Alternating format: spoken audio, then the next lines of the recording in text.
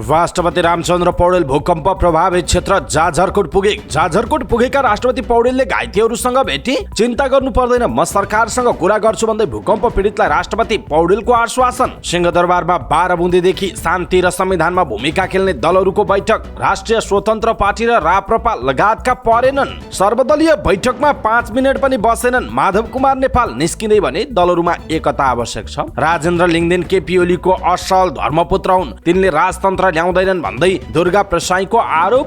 आरती शाह प्रकरण एसपी खड्कालाई जिम्मेवारीबाट हटाएर गृह मन्त्रालयले पीडित पक्षलाई वार्तामा बोलायो। संघीय संसद भवनको निर्माण कार्य 2 महिनाभित्र सम्पन्न गर्न सभामुख देवराज घिमिरेको निर्देशन। रिगलको आम माफी प्रकरणबारे नैतिक जिम्मेवारी कसले लिने भन्दै प्रधानमन्त्री प्रचण्डलाई विश्वप्रकाश शर्माको प्रश्न। 2 दिनभित्र भूकम्प पीडित सबैलाई अस्थायी बसोबासको व्यवस्था गर्ने स्वास्थ्य मन्त्री मोहन बहादुर बस्नेतको दावी। चिनी लुकाएको थाहा पाएर पनि सरकार मौन बसेको संसदीय समितिमा रासोपाका उपसभापति डोलप्रसाद अर्यालको आरोप। नेकपा एमाले सचिवालयको बैठक बुधबार बस्ने। कृषिमा पढ्दै कमाउँदै कार्यक्रम। प्रशिक्षार्थी कामदार दक्षिण कोरिया पठाउने ढोका खोल्दै। चिकित्सा कुटपिटको विरोधमा पाटन अस्पतालमा आकस्मिक बाघका सेवा ठप्प। बुद्ध एयरले भूकम्प प्रभावित क्षेत्रमा जाने राहत निशुल्क ढुवानी गर्दै। भूकम्प प्रभावितका लागि ट्रान्जिशनल होम बनाइदिने चौधरी ग्रुपको घोषणा। बाजुरा केन्द्रबिन्दु भएर 4 म्याग्निच्युडको भूकम्प गएको राष्ट्रिय भूकम्प मापन केन्द्रको भनाई। प्राकृतिक विपद देखिने स्वास्थ्य चुनौतीबारे अहिले नै सतर्क हुनुपर्ने राष्ट्रिय ट्रमा सेन्टरका प्रमुख मेडिकल सुपरिन्टेन्डेन्ट डाक्टर बद्री रिजालको भनाई। पौषको 12 गतेदेखि 15 गतेसम्म काठमाडौँमा 8औं रियल इस्टेट एक्सपो 2023 आयोजना हुने। नेपालमा 90% मानसिक रोगी मानसिक स्वास्थ्य उपचारबाट वञ्चित रहेको तथ्याङ्क। नेपालमा छुट्टै मानसिक स्वास्थ्य ऐन बनाउनु पर्ने मनोचिकित्सकको माग। विद ल्याब सञ्चालक माओवादी युवा नेता भीमकान्त भण्डारीलाई विशेष अदालतले दियो सफाई। काठमाडौँ विमानस्थलमा ट्राफिक जाम, आकाशमै होल्ड भए जहाज। सिस्नुपानी नेपालले यस वर्ष देउसी नखेल्ने। भूकम्प पीडितलाई आर्थिक सहयोग गर्ने। झापाका छुट्टा छुट्टै स्थानमा करेन्ट लाग्दा 2 जनाको ज्यान गयो। सिराहाबाट पेस्तोल नगद र रिचार्ज कार्ड सहित 3 जना प्रहरीको नियन्त्रणमा। शेयर बजारमा दोहोरो अङ्कको वृद्धि, झण्डै 1 अर्बको शेयर कारोबार। अहिले चुनावको समय नरहेको युक्रेनी राष्ट्रपति भोलोदिमिर जेलेस्कीको भनाई। मध्य मङ्गोलियामा हिमआँधीका कारण 8 गोठालाको मृत्यु। गाजामा तत्काल मानवीय युद्ध विराम आवश्यक रहेको संयुक्त राष्ट्रसङ्घका महासचिव एन्टोनियो गुटेरेसको भनाई। गाजा आक्रमणमा मृत्यु हुनेको संख्या 10,000 नाघेको तथ्याङ्क। विश्वकप छनौटको दोस्रो खेल काठमाडौँमा हुने। मक्सिर 5 मा नेपालले यमनसँग खेल्ने। तिहार लगत्तै चितवनको गौतम बुद्ध क्रिकेट रङ्गशालाको काम अगाडि बढाइने र हङकङ सिरिजका लागि 22 सदस्यीय महिला टोली बन्द प्रशिक्षणमा। दर्शक महानुभाव नमस्कार। समाचारपाटी.com को न्यूज बुलेटिनमा यहाँलाई हार्दिक स्वागत छ। म प्रहलाद चन्द्र घिमिरे। सदाको झैं आज पनि हामी उपस्थित भएका छौं आजका मुख्य समाचार, ब्रेकिङ न्यूज, न्यूज अपडेट लगायत तपाईलाई काम लाग्ने हेर्नै पर्ने महत्त्वपूर्ण समाचारहरू लिएर। हाम्रो मेहनतका लागि यो भिडियोमा एउटा लाइक अवश्य गर्नुहोला। दर्शक महानुभाव, पलपलको न्यूज अपडेटका लागि हाम्रो च्यानललाई तपाईले अहिलेसम्म सब्स्क्राइब गर्नुभएको छैन भने कृपया सब्स्क्राइब गर्नुहोस् अनि नजिकै आउने बेल आइकनलाई क्लिक गर्नुहोला। दैनिक रूपमा हेर्नुहुन्छ भने रेगुलर भनेर लेख्नुहोला। आज पहिलोचोटि हेर्दै हुनुहुन्छ भने फर्स्ट टाइम भनेर लेखिदिनु होला। देशभित्र हुनुहुन्छ भने आफू रहेको गाउँठाउँ सहर जिल्लाको नाम लेख्नु होला। विदेश पाउनुहुन्छ भने कुन देशबाट हेरिरहनु भएको छ त्यो कुरा तलको कमेन्ट बक्समा कमेन्ट गर्नु होला। आउनुहोस् दर्शक महानुभाव, आजका मुख्य समाचार सुरु गरौँ राष्ट्रपति रामचन्द्र पौडेल जाजरकोट पुगेको प्रसङ्गबाट। राष्ट्रपति रामचन्द्र पौडेल भूकम्प प्रभावित क्षेत्र जाजरकोट पुग्नु भएको छ। जाजरकोट पुग्नुभएका राष्ट्रपति पौडेलले घाइतेहरूको स्वास्थ्य अवस्थाबारे जानकारी लिन जाजरकोट अस्पताल पुग्नु भएको। घाइतेहरूको अवस्थाका बारेमा जिल्ला अस्पतालका चिकित्सकहरूसँग जानकारी लिनुभएका राष्ट्रपति पौडेलले घाइतेहरूको उपचार सहित पीडितलाई घाँसपासको व्यवस्था गर्न सरकारसँग आफूले कुरा गर्ने बताउनुभयो। घाइतेहरूले उपचार, खाद्यान्न, घर निर्माण सहित बाँच्ने आधारको व्यवस्था गरिदिन आग्रह गरेपछि राष्ट्रपति पौडेलले यसबारे सरकारसँग आफूले कुरा गर्ने जवाफ दिनुभयो। राष्ट्रपति पौडेलले सदरमुकाम खलङ्गा, रामीडाँडा, नलगार तथा रुकुम पश्चिमको 8 विस्फोट पुगेर भूकम्पबाट प्रभावितको राहत र उद्धारको अवस्थाको बारेमा जानकारी लिनुभयो। राष्ट्रपति पौडेलका साथमा उपप्रधानमन्त्री एवं रक्षा मन्त्री पूर्णबहादुर खड्का र प्रधान सेनापति प्रभुराम शर्मा सहभागी हुनुहुन्छ। सो अवसरमा जाजरकोटका प्रमुख जिल्ला अधिकारी सुरेश सुनारले भूकम्पबाट भएको क्षतिका बारेमा राष्ट्रपति पौडेललाई ब्रिफिङ गर्नुभयो। गत शुक्रबार राति गएको 6.4 म्याग्निच्युडको भूकम्प र त्यसपछि आइरहेको पराकम्पबाट जाजरकोट र रुकुम पश्चिममा ठूलो जनधनको क्षति भएको छ। प्रधानमन्त्री पुष्पकमल दाहाल प्रचण्डको आह्वानमा 12 मुदे समझदारीदेखि शान्ति प्रक्रिया र संविधान निर्माणमा भूमिका खेलेका दलहरूको सहभागितामा सर्वदलीय बैठक बसेको छ। पछिल्लो समय संविधान र शान्ति प्रक्रियाबाट प्राप्त उपलब्धिहरू विरुद्ध सङ्गठित रूपमा जनतामा उत्तेजना फैलाउने र यसका नेतृत्वकर्तामाथि लाञ्छना लगाउने क्रम बढेकाले प्रधानमन्त्रीले सर्वदलीय बैठक बोलाउनु भएको।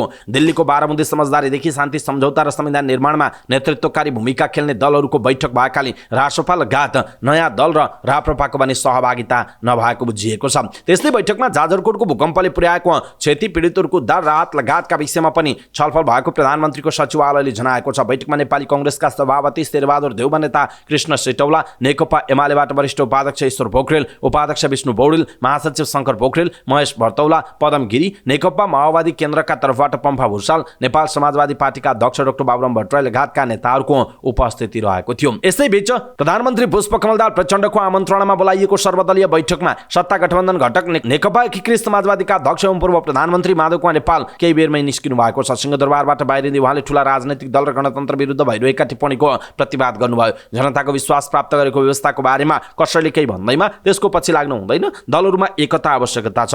व्यवस्था बदलियो, अवस्था बदलिएन भन्ने भाष्य त्यति उपयुक्त होइन उहाँले भन्नुभएको छ। व्यवस्थामा सुधार गरेर अवस्थामा आमूल परिवर्तन ल्याउनु पर्नेमा उहाँको जोड थियो। उहाँले शान्ति प्रक्रिया टुङ्गोमा पुर्याउन आफूहरूको अवरोध नभएको बताउनुभयो। शान्ति प्रक्रियामा नमिलेको कुरा के छ र पत्रकारसँग नेपालले भन्नुभएको छ। सिंहदरबारमा प्रधानमन्त्रीले 12 मुदे समझदारीदेखि शान्ति प्रक्रिया र संविधान निर्माणमा भूमिका खेलेका दलहरूको सहभागितामा सर्वदलीय बैठक राख्नु भएको छ। मेडिकल व्यवसायबाट राजनैतिक कर्मी हुँदै पछिल्लो समय गणतन्त्र विरोधी अभियन्ता बन्नुभएका दुर्गा प्रसाईले राप्रपा अध्यक्ष राजेन्द्र लिङदेन राजावादी नभएर केपी शर्मा ओलीको धर्मपुत्र भएको आरोप लगाउनु भएको छ। बृहत नागरिक मुक्ति आन्दोलनको घोषणा गर्दै प्रसाईले राजा ल्याउने कुरा गर्ने लिङदेन असलमा केपी ओलीको धर्मपुत्र नै हुन् भन्नुभयो। उहाँले राजा ल्याउने भनेर मत लिएका लिङदेन गणतन्त्रको मन्त्री खाना दौडिएको आरोप लगाउनु भयो। प्रसाईले भन्नुभयो, मेरो घर छेउको राजेन्द्र लिङदेन कुरा राजा ल्याउने गर्छन्। गणतन्त्रमा गएर असलमा केपी ओलीको धर्मपत्र नै हो। उहाँ केपी ओलीले जे भन्यो त्यही गर्नुहुन्छ। राजा ल्याउने भन्यो, गणतन्त्रमा गएर मन्त्री खाइहाल्यो। प्रसाईले राप्रपाबाट राजतन्त्र नफर्कने भएकाले आफूले गणतन्त्र विरुद्ध मुक्ति आन्दोलनको घोषणा गरेको उहाँले बताउनुभयो। उहाँले मक्सिरमा गणतन्त्र ढाल्ने दाबी समेत गर्नुभएको छ। गृह मन्त्रालयले छोरीको न्याय माग्दै 156 दिनदेखि आन्दोलनरत आरती शाहका आफन्तलाई वार्तामा बोलाएको छ। गृहले प्रहरी प्रधान कार्यालय धनुषाका प्रहरी प्रमुख विश्वराज खड्कालाई फिर्ता बोलाएर शाहका आफन्तलाई वार्तामा बोलाएको। आरतीका बुबा विनोद प्रसाद शाहलाई सम्बोधन गर्दै वार्ताका लागि प्रतिनिधि पठाउन गृहले सोमबार पीडित पक्षलाई पत्राचार गरेको थियो। गत जेठ 7 गते धनुषामा आरती आफ्नै घरमा मृत भेटिनु भएको थियो। दाइजोको नाउँमा आफ्नो छोरीको हत्या गरिएको र घटनाको अनुसन्धान कमजोर पारिएको भन्दै मृतक शाहका माइती पक्षले न्याय माग्दै लामो समयदेखि निरन्तर आन्दोलन गर्दै आएका थिए। उनीहरूले धनुषा प्रहरी प्रमुख विश्वराज खड्काले घटनाको कमजोर अनुसन्धान गरेको र आफूहरूमाथि कुटपिट दुर्व्यवहार गरेको भन्दै खड्कालाई जिम्मेवारीबाट नहटाएसम्म सरकारसँग वार्ता नगर्ने शर्त राखेका थिए। हिजो खड्कालाई जिम्मेवारीबाट हटाएर प्रहरी प्रधान कार्यालयमा फिर्ता बोलाएको उपप्रधान एवं गृहमन्त्रीका स्वकीय सचिव विजय गौतमले जानकारी दिनुभयो। खड्का 2079 पुस 12 मा धनुषामा सरुवा हुनुभएको थियो।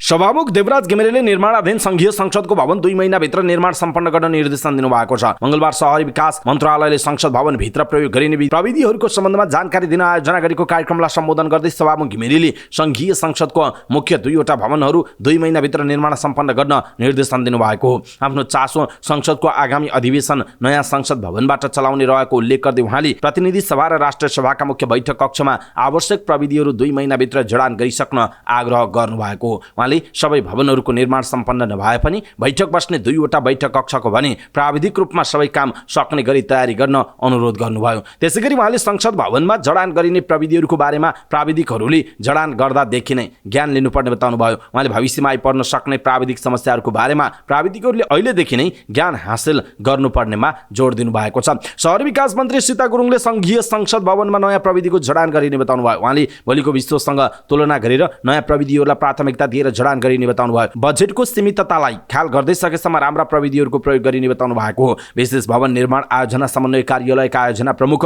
माचाकाजी महर्जनले संघीय संसद भवन निर्माणको काममा 75% प्रगति हासिल गरिसकिएको बताउनुभयो। उहाँले 12वटा भवनहरूमध्ये 7वटा भवनहरूको छानासम्मको काम सम्पन्न भइसकेको जानकारी दिनुभयो। बाँकी 4वटा भवनमा ट्रस्ट निर्माण लगायतका छानाको काम अगाडि बढिराखेको उहाँले बताउनुभयो। त्यसैगरी पर्खाल निर्माणको 95% काम सम्पन्न भएको उहाँको भनाइ छ। उहाँले अब भवनभित्रको इन्टेरियरको काम सुरु हुने नहुने बताउनुभयो। उहाँले भवन निर्माण भइरहेको कारण एसीको काम 11% मात्रै भएको जानकारी दिनुभयो। आयोजना प्रमुख महर्जनले फर्निचरका लागि नमुना तयार भइरहेको पनि बताउनु भएको छ।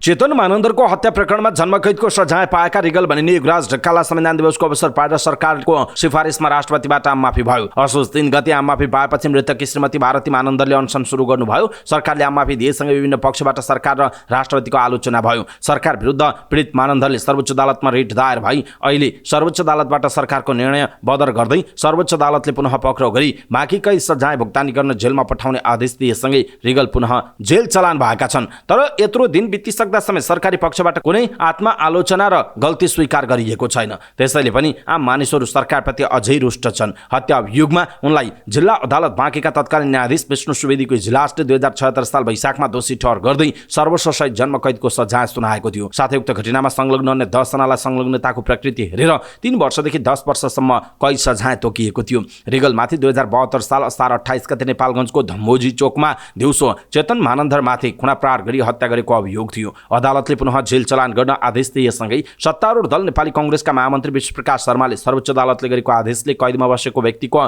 कैद छुटको सन्दर्भमा देशमा भइरहेका व्यथितिलाई लगाम लगाउन र थिति बसाउन यस घटना कोसेढुङ्गा साबित भएको बताउनुभयो। न्युज एजेन्सी नेपालसँग कुराकानी गर्दै उहाँले यस घटनाको नैतिक जिम्मेवारी लिन नसकेको बताउनुभयो। उहाँले अहिलेसम्म पनि सरकारले यस घटनाको नैतिक जिम्मेवारी लिई आत्मआलोचना र माफी समेत नमागेको बताउनुभयो। उहाँले सरकारले यस घटनाको जिम्मेवारी लिएर राजीनामा दिनुपर्नेमा अहिलेसम्म आत्मआलोचना र जिम्मेवारी समेत नलिएको प्रति दुःख व्यक्त गर्नुभयो। उहाँले यस घटनाको जिम्मेवारी लिने कोही छैन सरकारमा भन्दै प्रश्न गर्नुभयो। उहाँले निश्चित अवधि भुक्तान गरिसकेपछि चार चलन आचरणलाई आधार बनाएर माफी दिने प्रचलन विकसित देशमा पनि हुने गरेको भन्दै सरकारले जथाभावी गर्दा अदालतले हस्तक्षेप गर्ने यस किसिमका घटनालाई स्वाभाविक मान्नुपर्ने उहाँले बताउनु भएको छ। उहाँले गणतन्त्र बलियो बन्न राष्ट्रपति संस्थाको गरिमा हुनुपर्ने भए पनि राष्ट्रपति संस्थालाई विवादित बनाउने कार्य सरकारले गरिरहेको बताउनुभयो। उहाँले पीडितको परिवारले माफी दिन तयार नभएसम्म यस किसिमका घटनामा माफी दिन नहुने बताउनुभयो। प्रधानमन्त्रीले यस घटनाको नैतिक जिम्मेवारी लिई पदबाट राजीनामा गर्नुपर्ने उहाँको माग रहेको छ। यस घटनामा राष्ट्रपति कार्यालयले समेत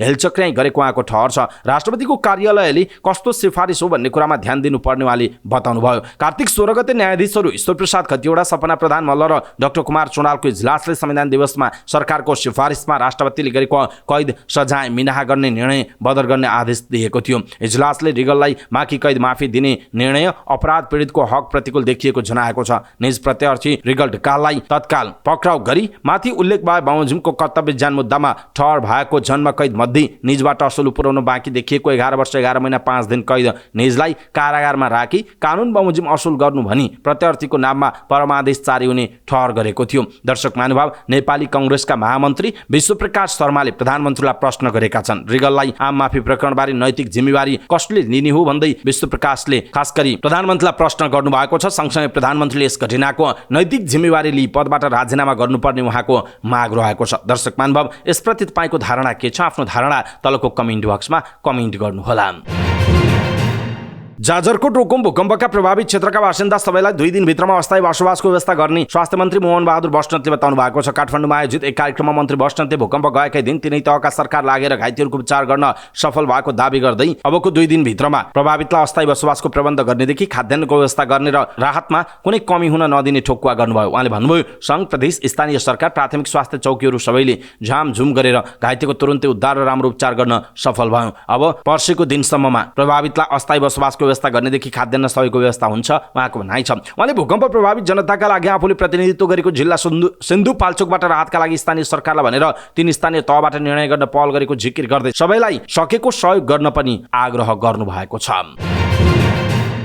राष्ट्रिय स्वतन्त्र पार्टी रासोपाका उपसभापति ढोल प्रसाद अर्यालले बजारमा चिनी लुकाएर कालोबजारी गर्नेहरूबारे सरकारलाई स्पष्ट जानकारी हुन पनि उपभोक्ताप्रति इमानदारीता नदेखाउँदा जनता मारमा परेको बताउनु भएको छ। सरकारले आफूसँग भएका संयन्त्र समेत परिचालन नगर्दा उपभोक्ता महँगीको मारमा परेको उहाँको भनाइ छ। संसदीय समितिको बैठकमा उहाँले सरकारलाई बजारमा चिनी अभाव सृजना गर्नेदेखि कालोबजारी गर्नेबारे स्पष्ट जानकारी भए पनि उनीहरूप्रतिको भाव र प्रभावका कारण जनताप्रति इमानदारीता देखाउन नखोजेकाले आम उपभोक्ता चाडपर्वका बेला मारमा परेको बताउनु भयो। महँगाई छ, चिनी लुकाइएको छ, हामीलाई कहाँ लुकाइएको छ त्यो पनि थाहा नभएको होइन। त्यसमा अनुगमन गर्न सरकारले इमान्दारिता मात्रै नदेखाएको, बजार अनुगमनका लागि मान्छे र स्रोतको कमी भएको होइन, संयन्त्रको परिचालन मात्रै नभएको हो। सबैभन्दा ठुलो कुरा सरकार र व्यवसायीको इमान्दारिताको कमी हो उहाँको भनाइ छ। उद्योग वाणिज्य महासंघ चेम्बर अफ कमर्सदेखि सरकारमा बसेकाहरूकै नजिककाले मूल्य वृद्धि गरेको धारणा राख्नुभएका उहाँले सरकारले भएका संयन्त्र र स्रोत साधनलाई समेत मूल्य वृद्धि नियन्त्रण गर्नका लागि परिचालन नगरेको प्रति अर्यालले गुनासो गर्नुभयो। उहाँले भन्नुभयो, चिनी लुकाउनेलाई तपाईँ हामी धेरैले चिनिसकेका छौँ, नाम चाहिँ भन्दैनौँ। दुर्गम जिल्लामा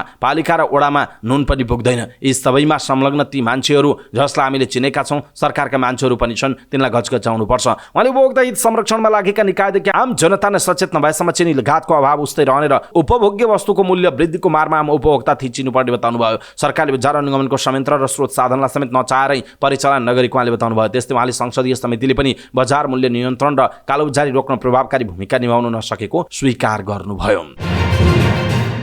नेकपा एमाले बुधबार दिउँसो सचिवालय बैठक बोलाएको छ। केन्द्रीय कार्यालय चासलमा दिउँसो सभा 12 बजे सचिवालयको बैठक बोलाइएको कार्यालय सचिव डाक्टर भीष्म अधिकारीले बताउनु भएको छ। उहाँका अनुसार आगामी केन्द्रीय कमिटिको एजेन्डा तय गर्ने, मध्य पहाडी लोकमार्ग भएर सञ्चालन हुने अभियानको कार्यक्रम तय गर्ने लगायतबारे छलफल गर्न बैठक बोलाइएको छ। आगामी मक्सिरमा एमाले धनगढीमा केन्द्रीय कमिटिको बैठक बोलाएको छ। त्यस लगत्तै मध्य पहाडी लोकमार्ग भएर अभियान सञ्चालन गर्ने जनाइएको छ। सरकारले दक्षिण कोरियामा कृषिमा सिक्दै कमाउँदै कार्यक्रमका लागि युवा कृषि उद्यमी र कृषि पढेका विद्यार्थी पठाउने भएको छ। कार्तिक 16 मा नेपाल र दक्षिण कोरिया बीच भएको दुई देशको कृषि विकास सहकार्य कार्यक्रमको समझदारीमा युवा कृषि उद्यमी र विद्यार्थी पठाउने विषय समेटिएको कृषि तथा पशुपक्षी विकास मन्त्रालयले जनाएको छ। हाल इजरायलमा कृषि स्नातक विद्यार्थी जाने गरेका थिए। सोही कार्यक्रमका लागि इजरायल गएका 10 जना विद्यार्थी गत महिना हमास विद्रोहीको निशानामा परि ज्यान गुमाए भने 1 जना अझै बेपत्ता छन्। इजरायलको कार्यक्रम युद्धका कारण प्रभावित भएपछि वैकल्पिक गन्तव्यको रूपमा सरकारले दक्षिण कोरिया छनौट गरेको हो। कृषि विषयमा स्नातक सकेका नेपाली विद्यार्थी र युवा कृषि उद्यमीलाई बढीमा 2 वर्षसम्मका लागि कृषिमै सिक्दै र कमाउँदै कार्यक्रममा लैजान सक्ने विषय दुई देशबीच भएको 16 कार्तिकको समझदारीमा समेटिएको छ। समझदारीको खाका बनाएका मन्त्रालयका उपसचिव ढाल प्रसाद पुडासैनीले भन्नुभयो, इजरायलमा यस्तो कार्यक्रम प्रभावित भएपछि नयाँ विकल्पको रूपमा दक्षिण कोरियालाई लिएको हो। समझदारीको कार्यान्वयन सुरु भएपछि नेपालीहरू दक्षिण कोरिया जान सक्ने बताइएको छ। मन्त्रालयका अनुसार दक्षिण कोरियासँग भएको कृषि विकास समझदारीमा 2 प्रकारका प्रशिक्षार्थी कामदार पठाउने मोडेलको प्रस्ताव गरिएको छ, जसमा नेपालबाट नयाँ ढङ्गबाट कृषि उद्यममा काम गरिरहेका युवा कृषि उद्योगी र कृषिमा स्नातक पढेका विद्यार्थी रहेको मन्त्रालयले जनाएको छ। कृषिमा दक्षिण कोरियाले गरेको विकासबाट सिकेर नेपालमा यसको प्रयोगका लागि यस्तो कार्यक्रम अगाडि सारिएको मन्त्रालयले जनाएको छ। प्रारम्भिक सहमतिमा समझदारी गरेको दक्षिण कोरियाले यसको विस्तृत सम्झौता पनि केही समयपछि गर्ने जनाइएको छ। चिकित्सकमाथि कुटपिट गरेको विरोधमा पाटन अस्पतालका चिकित्सकहरू सहितका स्वास्थ्य कर्मीले आकस्मिक भएका सबै सेवा ठप्प पारेका छन्। चिकित्सकमाथि कुटपिट गर्नेमाथि कारबाही गर्न माग गर्दै आवश्यक चिकित्सकहरूले नै विरोध प्रदर्शनमा उत्रिएपछि सो अस्पतालको आकस्मिक भएका सबै सेवा ठप्प भएको हो। प्रचलित कानुन बमोजिम चिकित्सकमाथि आक्रमण गर्नेहरूलाई कारबाही नगरेसम्म आफूहरूको आन्दोलन जारी रहने चिकित्सक डाक्टर दीक्षान्त आचार्यले चेतावनी दिनुभयो। उहाँले चिकित्सकलाई बन्धक बनाउने, कुटपिट गर्नेलाई कारबाही गर्ने काम नगरेको भन्दै सरकार र प्रहरी प्रशासनप्रति आक्रोश समेत व्यक्त गर्नुभयो। अस्पतालमा गत कार्तिक 18 गते शनिबार ज्येष्ठ नागरिक वार्डमा उपचार र 2 बिरामीको मृत्यु भएपछि आक्रोशित आफन्तले चिकित्सकमाथि कुटपिट गरी बन्धक बनाएको आन्दोलनरत चिकित्सकको भनाइरहेको छ। उनीहरूले चिकित्सकमाथि कुटपिट गर्ने कार्यमा संलग्नहरूलाई सरकारले कारबाही नगरेसम्म आफूहरूको आन्दोलन नरोकिने बताएका छन्। बुद्धयरले जाजरकोट रुकुम क्षेत्रमा भूकम्प प्रभावित स्थानमा लगिने राहत सामग्री निशुल्क ढुवानी गर्न थालेको छ। सरकारको राहत कोषमा जम्मा भएको 1 टन राहत सामग्री प्रभावित क्षेत्रमा ढुवानी गरेको बुद्धयरले जनाएको छ। बुद्धयरबाट भूकम्प प्रभावित क्षेत्र जाजरकोट तथा रुकुम पश्चिम जिल्लाका पीडितका लागि सो क्षेत्र लैजान लागेको 652 केजी खाद्यान्न, लत्ता, कपडा सहितका राहत सामग्रीलाई काठमाडौँबाट सरकारले तोकेको नेपालगञ्ज डिपोमा निशुल्क ढुवानी गरेको बुद्धयरले जानकारी दिएको छ। चौधरी ग्रुपले भूकम्पबाट प्रभावित 50 परिवारका लागि ट्रान्जिसनल होम निर्माण दिने भएको छ। चौधरी फाउन्डेसनले पहिलो चरणमा ट्रान्जिसनल होम निर्माणको काम पश्चिम रुकुमको चौरझारी नगरपालिकाबाट गर्ने भएको हो। मंगलबार चौधरी फाउन्डेसनका प्रतिनिधि र नगरपालिकाका मेयर पुष्प वादी बीच उक्त नगरभित्र भूकम्पले घर भत्किएका 50 परिवारका लागि यथासम्भव छिटो ट्रान्जिसनल होम निर्माण गर्ने सहमति भएको चौधरी ग्रुपका महाप्रबन्धक मधुसूदन पौड्यालले जानकारी दिनुभयो। यसअघि फाउन्डेसनले 2072 सालको भूकम्पमा 3000 यस्ता घर बनाएको थियो। तत्कालको राहत व्यवस्थापन सँगसँगै भूकम्पले घरबार विहीन भएका परिवारका निर्माणका लागि ट्रान्जिसनल होमको अत्यन्त खाँचो रहेको ग्रुपले उल्लेख गरेको छ। भत्किएका घर पुनर्निर्माण गर्न समय लाग्ने र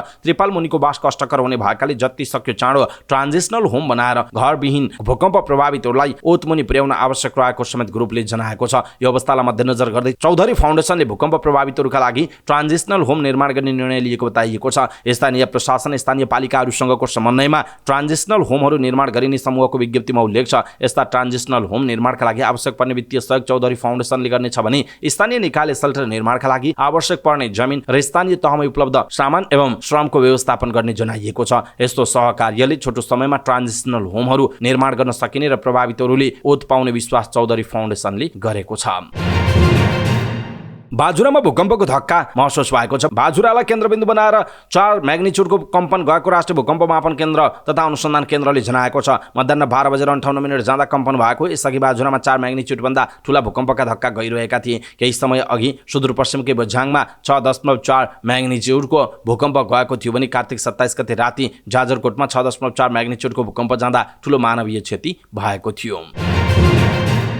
पश्चिम नेपालको जाजरकोट र रुकुम पश्चिममा हालै गएको भूकम्पबाट ठूलो जनधनको क्षति भएको छ। 100 मानिसहरू घाइते भएका छन् भने हजारौं संरचना ध्वस्त भएका छन्। भूकम्पमा परि हजारौं पशु चौपाए मरेका छन्। सरकारले अहिले भूकम्पमा परि निधन हुनेहरूको सब व्यवस्थापन र राहत उद्धार कार्य जारी राखेको छ। साथै भूकम्पपछि सो स्थानलाई केन्द्रबिन्दु बनाई गएका पराकम्पबाट जोगिन विभिन्न उपायसहित सरकारले उद्धार र राहतका कामहरू पनि अगाडि बढाइरहेको छ। तर भूकम्पपछि आउने जोखिमका लागि आवश्यक रणनीति बनाउनु पर्ने र स्वास्थ्यमा जोड दिनुपर्ने चिकित्सकहरूको सुझाव छ। न्युज एजेन्सी नेपालसँगको कुराकानीमा राष्ट्रिय ट्रमा सेन्टरका प्रमुख मेडिकल सुपरिन्टेन्डेन्ट डाक्टर बद्री रिजालले भूकम्पपछि देखिने असरहरूबारे ध्यान राखेर आवश्यक रणनीति तयार पार्नुपर्ने बताउनुभयो। अहिले बालबालिका वृद्ध र शारीरिक रूपमा अशक्त भएकाहरूलाई अहिले जाडोबाट बचाउनु पर्ने पहिलो प्राथमिकतामा राख्न आवश्यक रहेको बताउनुभयो। खानपिन चिसोबाट बचाउने उपाय र स्वास्थ्यमा विशेष ख्याल गरी काम गर्नुपर्ने आवश्यकता रहेको उहाँले बताउनुभयो। प्राकृतिक विपदपछि झाडा पखाला हैजा जस्ता ठूला महामारी देखिन सक्ने अवस्थालाई ध्यान दिन आवश्यक रहेको उहाँले बताउनुभयो। सुरक्षित वासस्थानको अभाव र स्वस्थ खानपानको अभावका कारण देखिन सक्ने समस्याको सम्बोधनका लागि बेलैमा आवश्यक कदम चाल्नुपर्ने उहाँको सुझाव छ।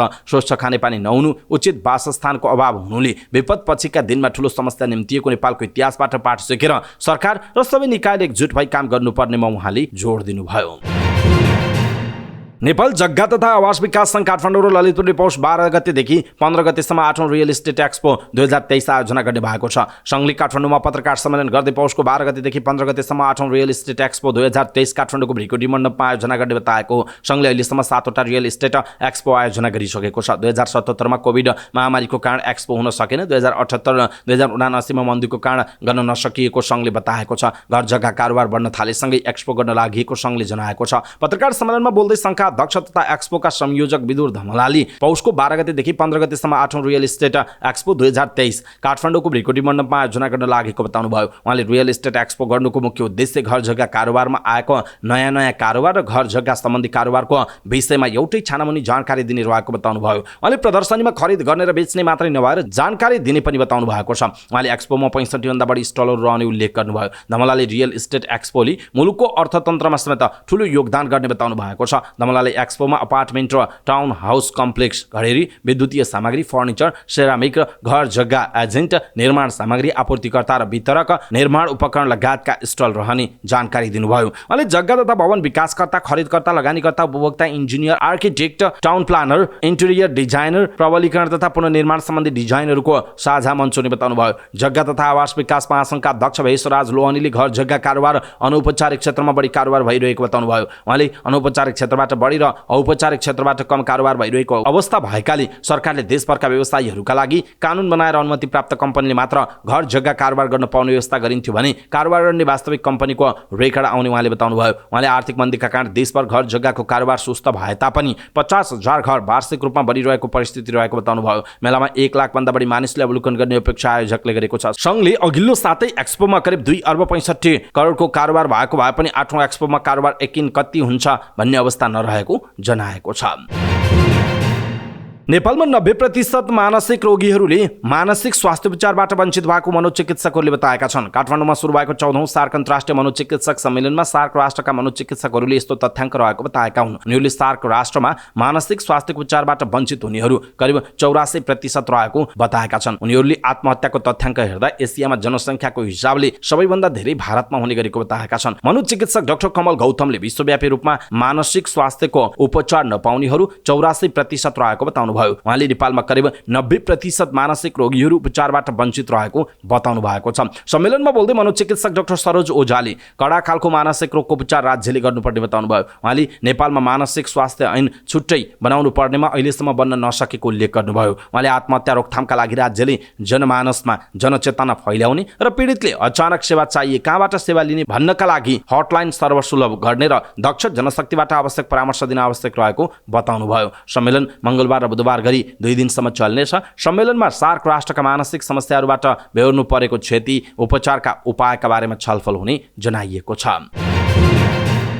भ्रष्टाचार गरी गैरकानुनी सम्पत्ति आर्जन गरेको अभियोगमा अख्तियारले दायर गरेको मुद्दामा व्यवसायी तथा नेकपा माओवादी केन्द्रका युवा नेता भीमकान्त भण्डारीले सफाई पाएको बताइएको छ। विशेष अदालतका न्यायाधीश यमुना भट्टराई र बलभद्र वास्तोलाको संयुक्त इजलासले अख्तियार दुरुपयोग अनुसन्धान आयोगको दाबी नपुग्ने भन्दै भण्डारीलाई सफाई दिएको हो। विशेष अदालतमा सोमबार र मङ्गलबार भएको बहसमा भण्डारीको पक्षबाट अधिवक्ता भोजराज आचार्य, तिलक पाण्डे र अपूर्व खतिवडा सहभागी हुनुहुन्थ्यो। माओवादी केन्द्र गुल्मीका नेता भण्डारी बिद ल्याबका सञ्चालक समेत हुनुहुन्छ। उहाँ विरुद्ध अख्तियारले दायर गरेको अकुत सम्पत्तिको दाबी नपुग्ने ठहर अदालतले गरेको छ। व्यवसाय गरेर कमाएको सम्पत्तिमा अख्तियारले हेर्न नमिल्ने समेत अदालतको ठहर रहेको छ। त्रिभुवन अन्तर्राष्ट्रिय विमानस्थलमा भएको ट्राफिक चापले जहाजहरू आकाशमै होल्ड भएका छन्। त्रिभुवन अन्तर्राष्ट्रिय विमानस्थलका प्रवक्ता सुभाष झाले विमानस्थलमा जहाजको चापका कारण होल्डमा बस्नु परेको जानकारी दिनुभयो। काठमाडौँमा ट्राफिक जाम थियो, त्यसले गर्दा जहाजहरूको सामान्य उडान अवतरण केही समय हुन सकेन। उहाँले भन्नुभएको थियो जाडो मौसममा प्रतिकूल मौसमले पनि उडान अवतरणमा असर गर्छ। मङ्गलबार भने मौसमले असर नगरेको उहाँले जानकारी दिनुभएको छ। पछिल्लो समय काठमाडौँ विमानस्थल अधिकतम क्षमतामा चलिरहेको छ। जाजरकोट भूकम्पपछिको असहज परिस्थितिलाई ध्यानमा राख्दै सिस्नुपानी नेपालले यस वर्षको तिहारमा देउसी कार्यक्रम नगर्ने भएको छ। संस्थाले विज्ञप्ति जारी गर्दै भूकम्प प्रभावित क्षेत्रका लागि स्थापित सरकारी कोषमा 50,000 रुपैयाँ आर्थिक सहयोग गर्ने जनाएको छ। उक्त रकम पीडितको पुनर्स्थापनाका लागि प्रदान गरिने उल्लेख छ। बैठकपछि सिस्नुपानी नेपालले विज्ञप्ति जारी गर्दै भनेको छ बैठकले भूकम्प प्रभावित क्षेत्रका लागि स्थापित सरकारी कोषमा सहयोग स्वरूप 50,000 रुपैयाँ उपलब्ध गराउने निर्णय गरेको जानकारी गराउँदै विगत 25 वर्षदेखि हरेक वर्षको तिहार पर्वका अवसरमा प्रस्तुत गर्दै आएको सिस्नुपानी देउसी कार्यक्रम यो वर्ष 2080 का लागि स्थगित गरिएको बेहोरा दुःखका साथ जानकारी गराउँछौँ भनिएको छ। दुःखको यस घडीमा भूकम्पबाट ज्यान गुमाउनु पुगेका नागरिकप्रति श्रद्धाञ्जली अर्पण गर्दै दिवंगत भएकाको परिवारजनमा गहिरो संवेदना तथा घाइतेको शीघ्र स्वास्थ्य लाभको कामना गर्दछौँ विज्ञप्तिमा भनिएको छ। सिस्नुपानी नेपालले 25 वर्षदेखि तिहारको अवसरमा देउसी कार्यक्रम गर्दै आएको छ। नेतादेखि सर्वसाधारण सहभागी हुने यो कार्यक्रममा राजनीति र समसामयिक मुद्दामा कटाक्ष हुने गरेको थियो। झापाका छुट्टा छुट्टै स्थानमा करेन्ट लाग्दा 2 जनाको मृत्यु भएको छ। झापाको दमक नगरपालिका 3 स्थित खोल्सीमा निर्माण भइरहेको पुलमा काम गर्ने कामदार भोजपुर नगरपालिका 11 का 45 वर्षीय शङ्खबहादुर सार्कीको सोमबार साँझ करेन्ट लागेर मृत्यु भएको हो। मोटरबाट पानी तान्ने क्रममा उनलाई करेन्ट लागेको थियो। करेन्ट लागेर चिकित्सा घाइते भएका उनको मोरङको उर्लाबारी स्थित अरण्यको अस्पतालमा उपचारका क्रममा मृत्यु भएको कोशी प्रदेश प्रहरी कार्यालय विराटनगरले जनाएको छ। त्यसैगरी कन्काई नगरपालिका 3 स्थित घरमा टिनको छाना लगाउने क्रममा कन्काई 6 का 36 वर्षीय रामकुमार श्रेष्ठलाई फलामे रड बोक्ने क्रममा बिजुलीको तारमा छोइँदा करेन्ट लागेको जनाइएको छ। सशस्त्र प्रहरीले सिराहाबाट आधुनिक हतियार र नगदसहित 3 जनालाई पक्राउ गरेको छ। सोमबार साँझ सिराहाको लान नगरपालिका 1 सिंगराहीमा सशस्त्रको टोलीले चेक जाँच गर्ने क्रममा 4971 नम्बरको यमाहा सोलुटो मोटरसाइकलमा सवार 3 जनालाई 9mm को पिस्तोल सहित पक्राउ गरिएको जनाएको छ। पक्राउ पर्नेहरूमा सप्तरीको सुरुङ्गा नगरपालिका 8 का 32 वर्षीय अनिल राम, सुरुङ्गा 5 का 30 वर्षीय जीवानन्द चौधरी र सप्तरीकै खड्ग नगरपालिका 4 का 35 वर्षका सञ्जय प्रसाद चौधरी रहेको सशस्त्र प्रहरीका मध्य प्रदेश प्रमुख डीआईजी दिपेन्द्र शाहले जानकारी दिनुभयो। उनीहरूको साथबाट 9mm को एउटा पिस्तोल, एउटा म्यागजिन, 2 थान गोली, नगद 1,84,253 रुपैयाँ, 4 थान मोबाइल सेट र विभिन्न कम्पनीको 4,64,500 मूल्य बराबरको रिचार्ज कार्ड बरामद भएको डीआईजी शाहले जानकारी दिनुभएको छ। उनीहरू अपराधिक गतिविधिमा संलग्न रहेको र भविष्यमा प्रिय घटना घटाउन सक्ने शङ्कास्पद भएकाले नियन्त्रणमा लिई थप अनुसन्धानका लागि सम्बन्धित निकायमा बुझाएको सशस्त्र प्रहरीले जनाएको छ। मङ्गलबार शेयर बजार दोहोरो अङ्कले बढेको छ। बजारको परिसूचक नेप्से अघिल्लो दिनको तुलनामा 11.22 अङ्कले बढेर 1858 बिन्दुमा कायम भएको छ। कुल 144 कम्पनीको मूल्य बढ्दा 83 अङ्कको घट्यो भने 12 को स्थिर रह्यो। कारोबार रकम पनि अघिल्लो दिनको तुलनामा बढेर 1 अर्ब नजिक पुगेको छ। सोमबार कुल 93 करोड रुपैयाँ कारोबार 93 करोड रुपैयाँ बराबरको कारोबार भएकोमा मंगलबार 79 करोड 65 लाख रुपैयाँको भएको जनाइएको छ। यस दिन निर्जीवन बीमा बाहेकका सबै उपसमूहका सूचक बढेका छन्। सो उपसमूह भनी 17 अङ्कले घट्यो। प्रतिशतका आधारमा लगानी उपसमूह सबैभन्दा धेरै 1.51% ले बढ्यो। बैंकिङ 2, विकास बैंक 15, फाइनान्स 19, होटल तथा पर्यटन 40, जलविद्युत 7, जीवन बीमा 113, उत्पादन तथा प्रशोधन 47, लघुवित्त 21, अन्य 18 र व्यापार उपसमूह 20 अङ्कले बढेको जनाइएको छ।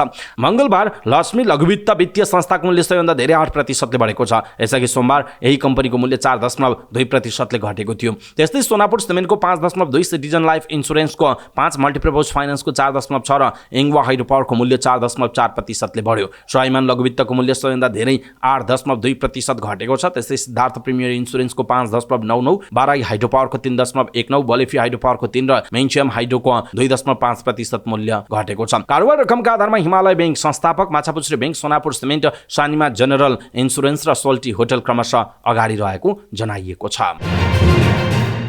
युक्रेनका राष्ट्रपति भोलोदिमिर जेलेस्कीले चुनावका लागि यो सही समय भएको हो भन्ने आफूलाई विश्वास नभएको बताउनु भएको छ। सन् 2024 मा राष्ट्रपति चुनावका बारेमा तीव्र बहस हुँदै गएपछि रुसी आक्रमण विरुद्ध छुटेको युक्रेनमा चुनाव गर्ने सही समय नभएको उहाँको भनाइ छ।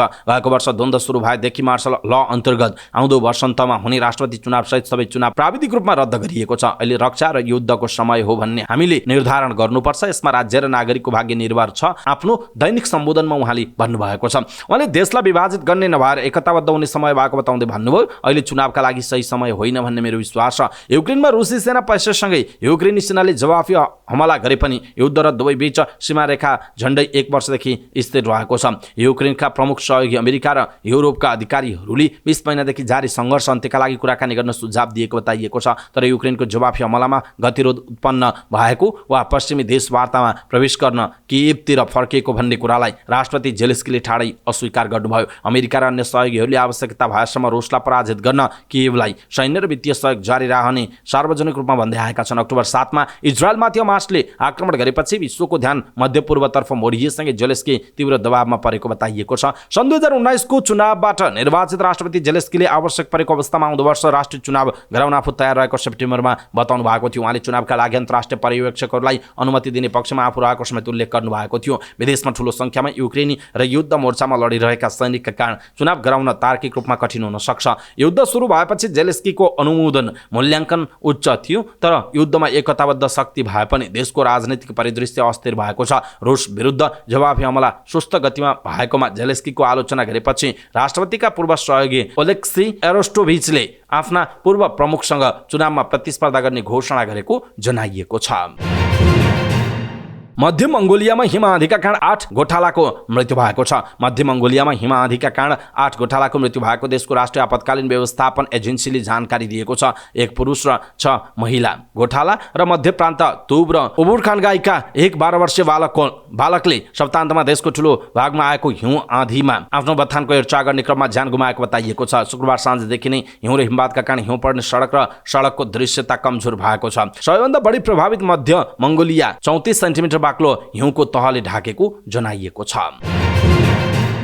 संयुक्त राष्ट्रसङ्घका महासचिव एन्टोनियो गुटेरेसले गाजामा भइरहेको आक्रमण तत्काल रोक्न आह्वान गर्नुभएको छ। उहाँले आक्रमण तत्काल रोकेर त्यहाँका बासिन्दालाई शान्तिपूर्ण रूपमा बस्न दिन आग्रह गर्नुभयो। उहाँले गाजामा मानवीय सङ्कट बढिरहेको उल्लेख गर्दै मानवताको सङ्कटले विश्वलाई तरङ्गित बनाइरहेको बताउनुभयो। उहाँले नागरिकहरू अस्पतालमा उपचारका लागि भरिएको तर उपचारका सामग्री नहुँदा बिचल्ली भइरहेको बताउनुभयो। गाजा बालबालिकाका लागि चिहान बनिरहेको छ। दैनिक सयौं बालबालिकाहरू मारिने र घाइते भएका छन्। पछिल्लो 4 हप्ताको अवधिमा धेरै पत्रकार मारिएका छन्। विश्व सङ्गठनको इतिहासमा कुनै पनि तुलनात्मक अवधिमा भन्दा बढी संयुक्त राष्ट्र सहायता कार्यकर्ता मारिएको जनाइएको छ। यसैबीच गाजा युद्धका कारण मृत्यु हुनेको संख्या 10,000 नागेको छ। गाजाको स्वास्थ्य मन्त्रालयले घोषणा गरेको तथ्याङ्क अनुसार युद्धमा परि ज्यान गुमाउनेको संख्या 10,000 नागेको बताइएको छ। अक्टोबर 7 मा इजरायलमा हमासले गरेको आक्रमणमा 1,400 इजरायली नागरिक मारिएका थिए। हाल इजरायलले प्यालेस्टाइनी एन्क्लेभमा हवाई आक्रमण र स्थल आक्रमणलाई तीव्रता दिइरहेको छ। विश्वकप फुटबल छनौटको समूह चरणको दोस्रो खेल नेपालले यमनसँग काठमाडौँमा खेल्ने भएको छ। अखिल नेपाल फुटबल संघ एन्फाले पत्रकार सम्मेलन गरी नेपाल र यमन बीचको पहिलो लेग मक्सिरको 5 गते बेलुका 7 बजे दशरथ रङ्गशालामा हुने एन्फा प्रवक्ता सुरेश ताहाले जानकारी दिनुभयो। घरेलु मैदानमा यमनसँगको खेल अघि नेपालले युएईसँग उसकै घरेलु मैदानमा समूह चरणको पहिलो खेल खेल्नेछ। यो खेल कार्तिकको 30 गते हुने एन्फाले जनाएको छ। यो समूहमा बहराइन पनि छ। बहराइन र नेपाल बीचको पहिलो लेग भने आउँदो मार्च 21 मा दशरथ रङ्गशालामा नै हुने तय भएको छ। नेपाली राष्ट्रिय फुटबल टिमका मुख्य प्रशिक्षक अल्बर्टो एनएससँगको सल्लाहमा नेपाललाई फाइदा हुने गरी ओमानसँगको खेल बेलुका 7 बजे खेलाउन लागेको एन्फा प्रवक्ता सुरेश ताहाले बताउनु भएको छ। विश्वकप छनौटका लागि एनएसले 26 खेलाडीलाई बन्द प्रशिक्षण गराइरहनु भएको छ, जसबाट 23 सदस्य खेलका लागि छानिने बताइएको छ। यस्तै पनि राष्ट्रिय टोलीका लागि भने चासल स्थित चासल रङ्गशालामा आवश्यक व्यवस्था मिलाइएको शाहले बताउनु भएको छ। नेपाल र यमन बीचको खेलका लागि टिकटको मूल्य साधारण प्याराफिट तर्फ 400 र भिआइपी तर्फ 1000 रुपैयाँ तोकिएको शाहले बताउनु भएको छ। त्यस्तै उक्त खेलको प्रत्यक्ष प्रसारणको तयारी अन्तिम चरणमा पुगेको र मिडिया पार्टनर केही दिनमै टुङ्गो लगाउने एन्फाले जनाएको छ। दोस्रो चरणको सबै खेलको commercial and media right Singapore स्थित स्पोर्ट्स 5 लाई दिइएको छ। एन्फाले खेलको अनुमानित लागत 73,68,400 लाग्ने जनाएको छ। चितवनमा निर्माणाधीन गौतम बुद्ध अन्तर्राष्ट्रिय क्रिकेट रङ्गशालाको काम तयार लगत्तै अगाडि बढ्ने भएको छ। बागमती प्रदेश सरकार र भरतपुर महानगरपालिकाको साझेदारीमा निर्माण अगाडि बढाउने समझदारी भएको छ। भरतपुर महानगरपालिकाका सञ्चार विज्ञ सुरेश चन्द्र अधिकारीका अनुसार बागमती प्रदेश सरकारका मुख्यमन्त्री कार्यालयमा उक्त समझदारी भएको जनाइएको छ। समझदारी अनुसार पहिलो चरणमा 75 करोड लागतको काम अगाडि बढ्नेछ। उक्त लागतको 70% बागमती प्रदेश सरकार र 30% भरतपुर महानगरपालिकाले बेहोर्ने जनाइएको छ। अधिकारीका अनुसार उक्त रकममा धर्म सुन्तली फाउन्डेसनले काम गर्दा लागेको 18 करोड ऋण भने समेटिएको छैन। उक्त ऋण संघीय सरकार मार्फत नै तिर्ने मौखिक सहमतिपछि रङ्गशालाको बाँकी काम निर्माण अगाडि बढाइने जनाइएको छ। बागमती प्रदेशका मुख्यमन्त्री शालिग्राम जमरकटेल, प्रदेशका अर्थ र खेलकुद मन्त्री तथा भरतपुर महानगरपालिकाका मेयर रेणु दाल सहित महानगरपालिकाको टिमको उपस्थितिमा समझदारी भएको जनाइएको छ। नेपाल क्रिकेट संघ क्यानले एक हप्तापछि हङकङमा आयोजना हुने 4 देश सम्मिलित महिला टी20 अन्तर्राष्ट्रिय सिरिजका लागि 22 खेलाडीलाई बन्द प्रशिक्षणमा बोलाएको छ। नोभेम्बर 15 देखि 19 सम्म चल्ने प्रतियोगितामा नेपाल, युएई, हङकङ र मलेसिया बीच प्रतिस्पर्धा हुनेछ। बन्द प्रशिक्षणमा सोनी पाखरिनको पुनरागमन भएको छ। घरेलु क्रिकेटमा राम्रो छाप बनाइरहेका युवा खेलाडी सोनीले टिममा पुनरागमन गरेकी हुन्। उनी तीव्र गतिको बलिङ सहित ब्याटिङमा राम्रो सम्भावना बोकेकी अलराउन्डर हुन्। महिला खेलाडीहरूलाई पुलिस महिला टिमका प्रशिक्षक समेत रहेका मनोज कटुवालले प्रशिक्षण गराउने बताइएको छ। बन्द प्रशिक्षणमा सम्मिलित खेलाडीहरूमा रुबिना छेत्री, सीता राणा मगर, इन्दु वर्मा, बिन्दु रावल, सङ्गीता राई, ज्योति पाण्डे, पूजा महतो, रोमा थापा, ईश्वरी विष्ट, सम्झना खड्का, रुबी पोदार, शवनम राई, अस्मिना कर्मचार्य, खुसी डङ्गुल, कृतिका मरासिनी, कञ्चन श्रेष्ठ, सोनी पाखरेन, सोमु विष्ट, अप्सरी बेगम, काजुल श्रेष्ठ, मनिषा चौधरी र कविता जोशी रहेको जनाइएको छ। अवस्था दर्शक महानुभाव समाचारपाटी.com को न्यूज बुलेटिन अहिलेका लागि यति नै। हामीले प्रस्तुत गरेका यी समाचारहरूप्रति तपाईँको धारणा के छ? आफ्नो धारणा तलको कमेन्ट बक्समा कमेन्ट गर्नुहोला। हाम्रो मेहनतका लागि यो भिडियोमा एउटा सानो लाइक अवश्य गर्नुहोला। दर्शक महानुभाव, पलपलको न्यूज अपडेटका लागि हाम्रो च्यानललाई तपाईँले अहिलेसम्म सब्स्क्राइब गर्नुभएको छैन भने कृपया सब्स्क्राइब गर्नुहोस् अनि नजिकै आउने बेल आइकनलाई क्लिक गर्नुहोला। समाचारपाटी.com को न्यूज बुलेटिन नेपाली समय अनुसार भोलि बिहान 5 बजे लिएर फेरि हामी उपस्थित हुनेछौँ। पलपलको न्यूज अपडेटका लागि समाचारपाटी.com हेर्दै गर्नुहोस्। नमस्कार।